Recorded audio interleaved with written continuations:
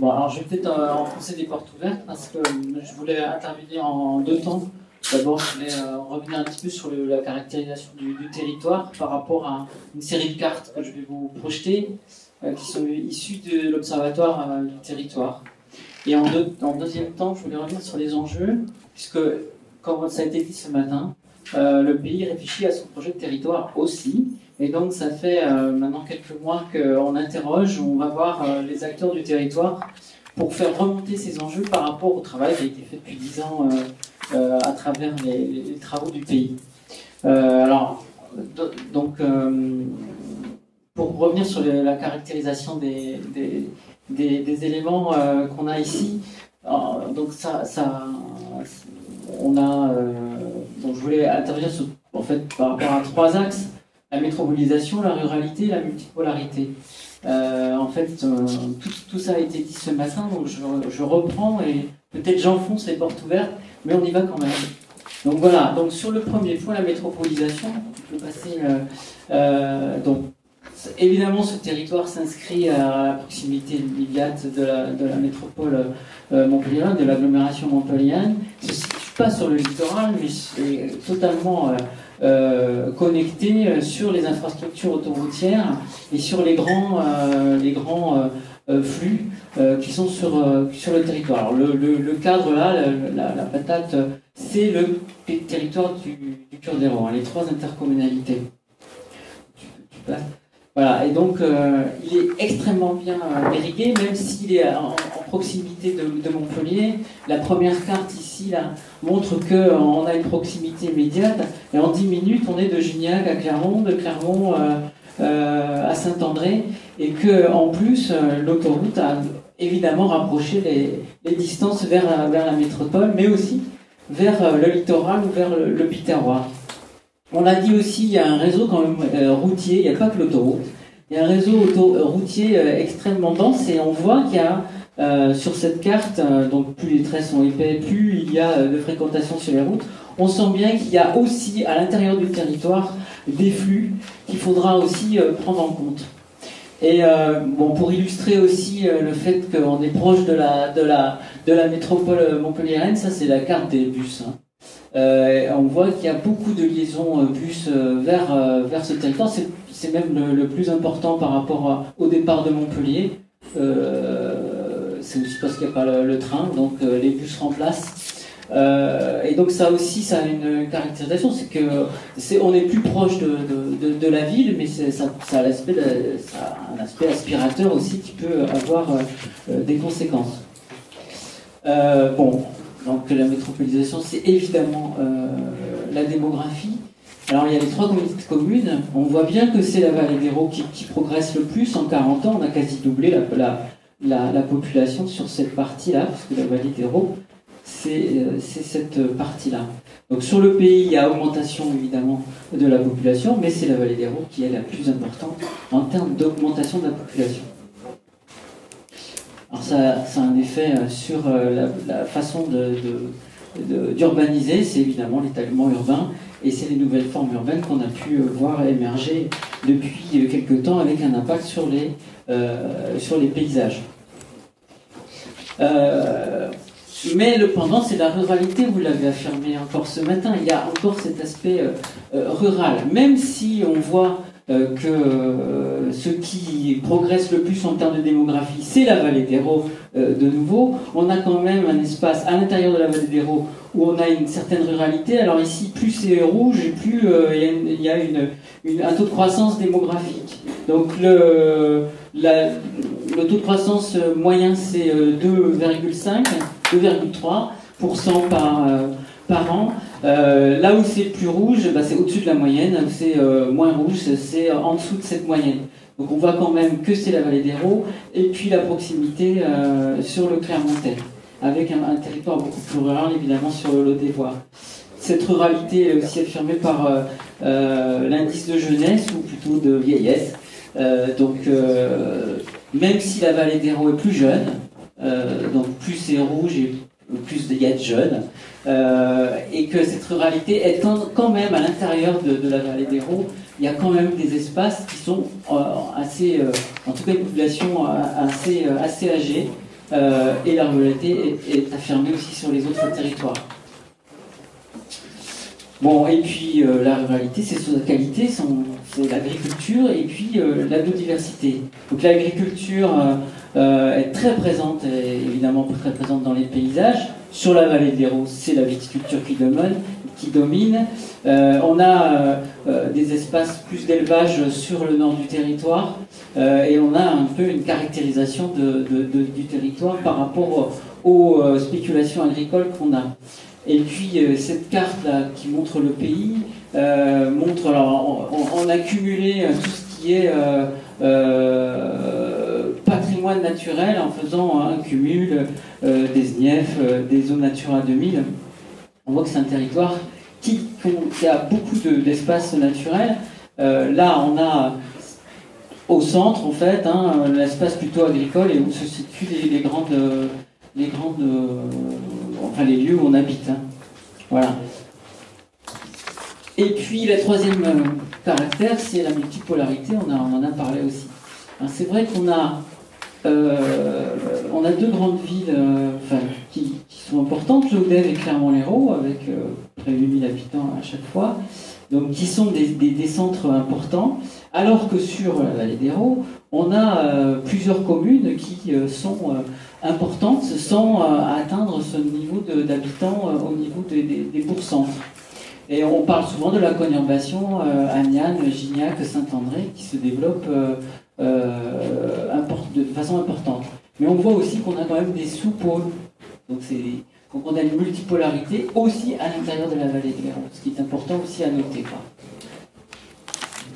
Alors, on aurait pu avoir une carte sur la santé. La santé permet la répartition des services santé pour la population permet de voir qu'il y a aussi une multipolarité et qu'il y a une répartition de ce qu'on peut proposer à l'ensemble de la population du pays sur les différentes communautés de communes et les différents bourgs. Là, pour l'emploi aussi, il y a quand même une répartition. Alors, c'est le pourcentage d'actifs qui sont extérieurs à la commune et qui viennent travailler dans les communes. Donc on voit qu'il y a des communes quand même qui attirent encore de l'emploi, puisque ce qui est en rouge, c'est plus de 50% d'actifs extérieurs à la commune qui viennent travailler sur le territoire. Alors même si effectivement il y a l'aspect métropole et beaucoup de gens vont travailler sur Montpellier, mais il y a quand même une structuration, et on l'a avec la carte suivante, qui est le commerce, où on a évidemment aussi une offre commerciale répartie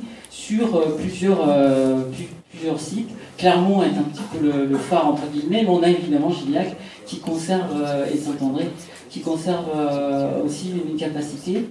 Ce qui est intéressant de voir sur cette carte aussi, c'est que par rapport aux autres communautés de communes, sur la vallée d'Hérault, les villages conservent une capacité d'activité commerciale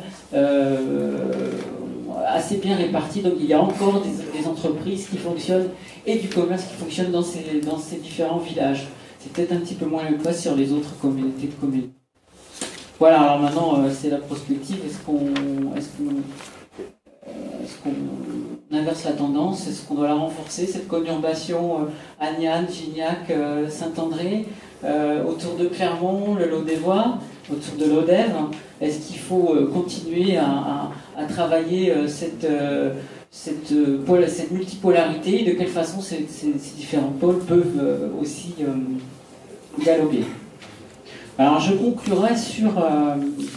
et je vous le livre en fait, puisqu'on travaille depuis plusieurs mois maintenant sur une concertation avec vous d'ailleurs, pour beaucoup d'entre vous, mais avec d'autres aussi à l'échelle du pays. On a fait un premier séminaire en janvier, on fait des rencontres bilatérales et on fait remonter un certain nombre de choses. Aujourd'hui on travaille sur les enjeux avec des entretiens approfondis. Donc ce que je vais vous présenter là, c'est les enjeux à dire d'acteurs locaux. Non pas d'experts, mais c'est vous les experts en fait, depuis 6 mois. Donc ça donne un tableau compliqué que je vais évidemment expliciter de façon plus visuelle. En gros, on a essayé de faire émerger les enjeux par les gens eux-mêmes, par les acteurs eux-mêmes. C'est tout public, élus, structures, techniciens, associations, acteurs économiques.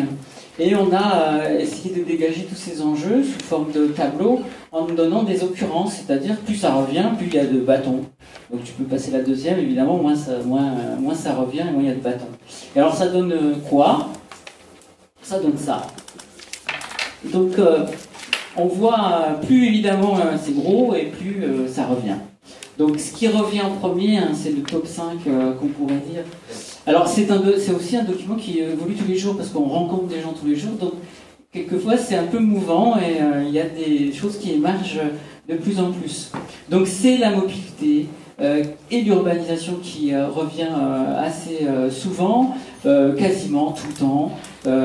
C'est cette préoccupation par rapport à cette urbanisation sur le territoire et la mobilité. Mais on a aussi, donc on ne le voit peut-être pas, mais c'est les jeunes, la destination culturelle et le cadre de vie qui revient très souvent. Donc c'est le top 5. Pour l'instant, mais ça peut évoluer, puisqu'on va faire nous aussi un séminaire le 10 juillet. Et d'ici là, on va encore faire des entretiens et ça va, je pense, un petit peu bouger. Mais en tout cas, on commence à voir des choses qui commencent à émerger comme ça. Bon, alors, tous ces mots sont importants, hein, vous les voyez peut-être pas parce qu'ils sont peut-être en petit pour certains, donc ceux du fond ne voient pas les mots qui sont... mais tous ces mots sont importants. Évidemment, ils reviennent plus souvent pour certains. Ce qui revient beaucoup aussi, c'est le tourisme de nature, les paysages, la mutualisation, donc on est aussi sur des postures, c'est des enjeux de posture par rapport à un travail sur un territoire, l'agriculture, la gouvernance, la destination économique, et le fait d'avoir des complémentarités. Donc ça revient un peu moins souvent, mais c'est quand même très souvent un enjeu qui est répété. D'ailleurs, si on parle du cadre vie, le cadre de vie qui est quand même un élément important et qui est mis en avant, on peut le recouper avec le paysage. Et donc, si on fusionnait ces deux mots, on aurait un très grand mot qui serait peut-être paysage ou cadre de vie. Voilà, les grands sites apparaissent assez souvent, l'aspect multipolarité et patrimoine naturel. La destination touristique est pas très loin, donc on a destination culturelle, destination économique et destination touristique qui sont informées, qui en fait sont les priorités aussi des aspects économiques, hein, qui sont évidemment une préoccupation importante. Le mot cohérence apparaît aussi. Voisin, alors on a mis voisin, mais en fait c'est le fait de pouvoir discuter avec le voisinage, que ce soit la métropole montpelliéraine, les autres territoires qui sont à côté. La transition énergétique apparaît, le logement est pas très loin derrière aussi, hein, et la cohérence. Bon, alors après je cite parce qu'ils viennent un peu moins. L'identité, bon, je pense que l'identité rurale évidemment, le lien social, le fait que ce soit un laboratoire territorial, les équipements doivent être aussi une préoccupation.